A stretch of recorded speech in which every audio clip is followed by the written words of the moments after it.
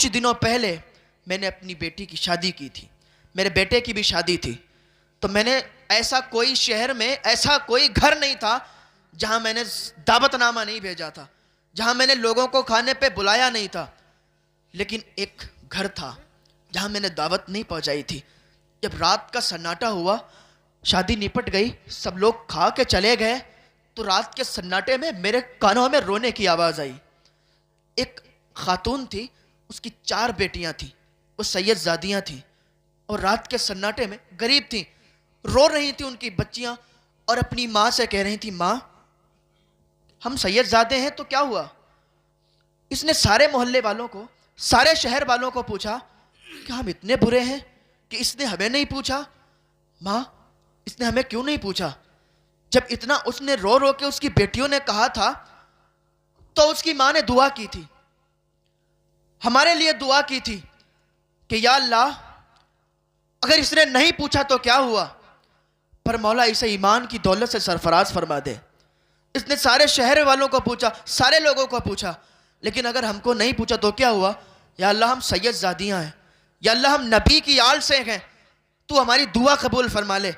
جب رات کی تنہائی میں وہ ہمارے لیے رو رو کے دعا کر رہی تھی، اور وہ شکوہ اللہ سے کر رہی تھی کہ اس نے سب کو پوچھا ہمیں نہیں پوچھا، تو ہم رات کے سناٹے میں اٹھے، رات کی تنہائی میں اٹھے، ہم نے کچھ کھانا لیا، کچھ کپڑے لیے، اور ان سید زادیوں کے دروازے پہ جا کے میں نے دستک دی، دروازہ کھٹکھٹایا، اندر سے آواز آئی کون؟ تو میں نے آواز دی میں وہی ہوں جس نے اپنی بیٹی اور بیٹے کی بھی شادی کی ہے، مجھے معاف کریں میں بھول گیا تھا، میں نے تمہارے گھر پہ دعوت نہیں دی، میں نے تمہارے گھر والوں کو، تمہاری بچیوں کو پوچھا نہیں۔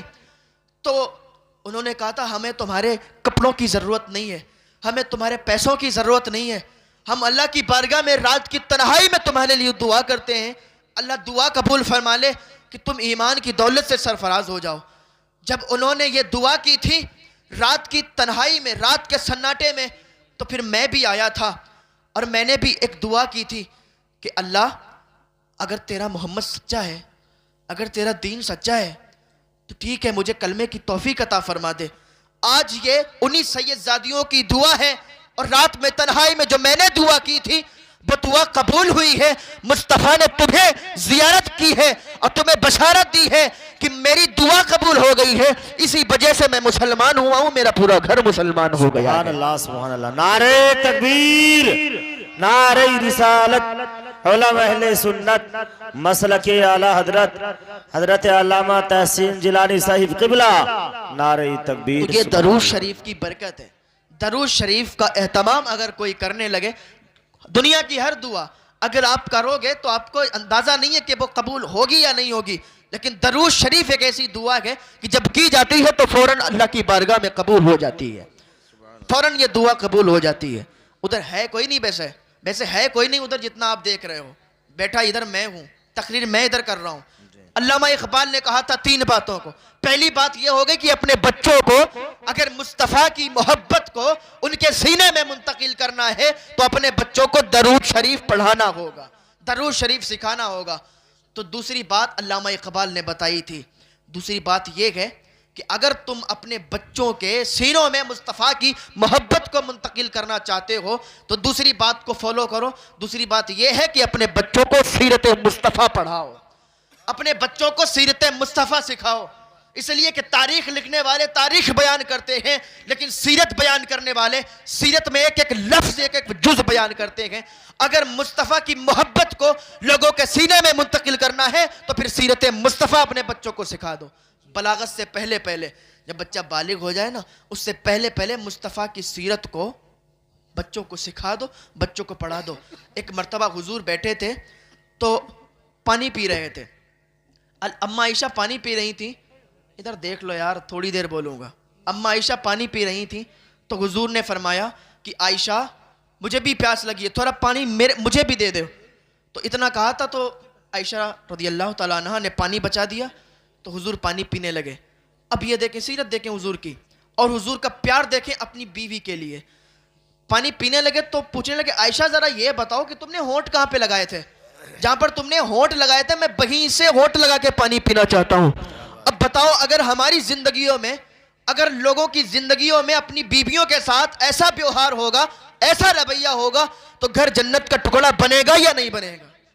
اب یہ بتائیے، آج کل لوگ کہتے ہیں کہ جب شادی ہو جاتی ہے تو انسان پریشان ہو جاتا ہے. وہ کچھ بیویاں ہوتی ہیں جو اپنے شوہر کو یہ چاہتی ہیں کہ وہ غلام بن کے رکھے، لیکن کچھ بیویاں یہ ہوتی ہیں کہ وہ چاہتی ہیں کہ میرا شوہر بادشاہ بن کے رہے اور میں بادشاہ کی بیوی بن کے رہوں. کیا بات. آج میں بریلی شریف میں ایک ریسٹورنٹ پر بیٹھا تھا، تو میں کھانا کھانے گیا تھا، تو ایک آدمی فون پر بات کر رہا تھا، اپنی بیوی سے بات کر رہا تھا. پتہ نہیں بیوی ہوگی یا کون ہوگی، تو بڑا تیزی کے ساتھ کہہ رہا تھا.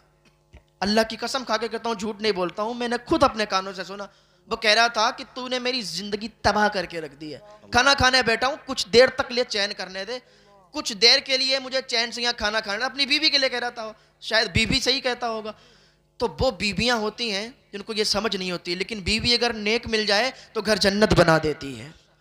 تو علامہ اقبال نے بتایا تھا کہ اپنے بچوں کو سیرت مصطفیٰ سکھاؤ، سیرت مصطفیٰ پڑھاؤ. اگر سیرت مصطفیٰ اپنے بچوں کو پڑھاؤ گے تو تمہارے بچے کے سینے میں مصطفیٰ کی محبت آ جائے گی، اور دنیا کی کوئی طاقت پھر ان کے سینے سے مصطفیٰ کی محبت نکال نہیں سکتی ہے. انشاءاللہ. ایک غیر مسلم نے جب اسلام قبول کیا تو اس سے پوچھا گیا کہ تم نے اسلام کیوں قبول کیا؟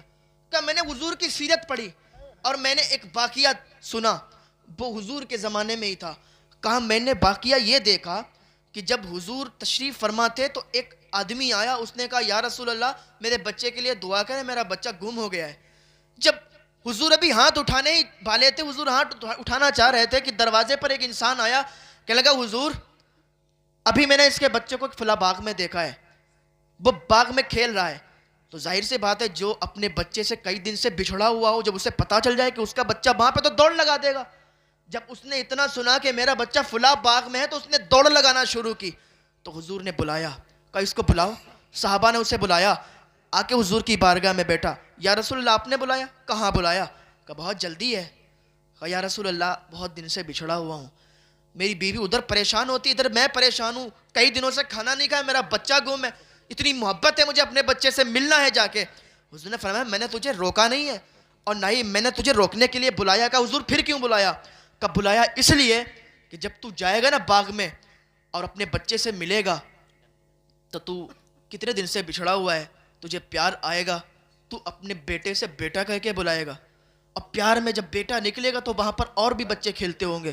جب وہ سنیں گے کہ اس کا ابا اس کو بیٹا کہہ کے پکار رہا ہے، انہیں اپنے باپ کی یاد آ جائے گی. ان میں بہت سے یتیم ہوں گے جنہیں اپنے باپ کی یاد آ جائے گی کہ کاش آج میرا بھی ابا ہوتا تو آج مجھے بھی بیٹا کہہ کے بلاتا.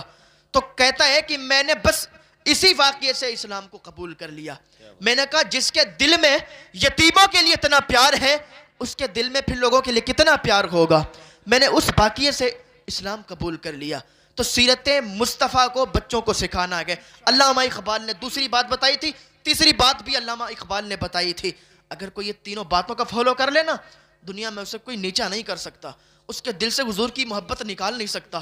تحفظ ناموس رسالت کانفرنس یہ جو منعقد کی گئی ہے، اسی کے ضمن میں یہ تقریر ہو رہی ہے. تو علامہ اقبال نے تیسری بات بتائی تھی. تیسری بات یہ ہے کہ اپنے بچوں کو مصطفیٰ کا حسن و جمال بتاؤ. اپنے بچوں کو جب مصطفیٰ کا حسن و جمال بتاؤ گے کہ مصطفیٰ کا چہرہ کیسا تھا، مصطفیٰ کی آنکھیں کیسی تھیں، مصطفیٰ کی زلفیں کیسی تھیں، تو انہیں مصطفیٰ سے پیار ہو جائے گا. اور جب انہیں مصطفیٰ سے پیار ہوگا تو کوئی طاقت انہیں پھر مصطفیٰ سے الگ نہیں کر سکتی ہے، ان کے سینوں سے مصطفیٰ کی محبت نکال نہیں سکتی ہے.